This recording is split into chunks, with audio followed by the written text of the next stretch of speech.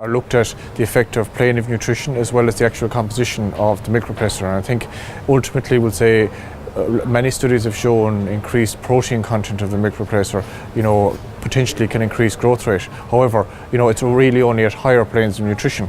So that's one potential way. Obviously, the way that the powder is mixed, we'll say, and given to the calf as well, obviously, we'll say, can have an effect. But ultimately, there are a number of ways to improve overall efficiency.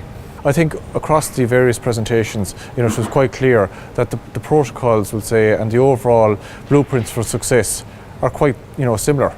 Obviously the methodology with which calves may be fed might and the breed types and the like, and the age of weaning might change slightly, but the overall, I suppose, importance of good quality materials, fed in a proper manner, and ultimately the healthiness of the calf is absolutely critical, we'll say, for overall performance. We looked at it from, I suppose, two different options. Either, we'll say, from the point of view of actually the growth of the animal, for those animals that are destined to slaughter.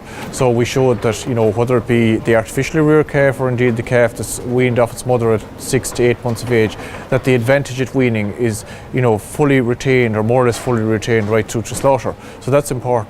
The other thing that we talked about, we'll say, was the actual effect of early life nutrition on the onset of puberty in bulls and in heifers. And I think the data is very clear across the world that, that early onset of sexual maturity, we'll say, really dictates when the animal becomes productive within the herd, within the breeding herd. And I think that once you go beyond certainly 6 months of age, we'll say, there are any deficits in terms of performance, we'll say, are more or less impossible, we'll say, to recover.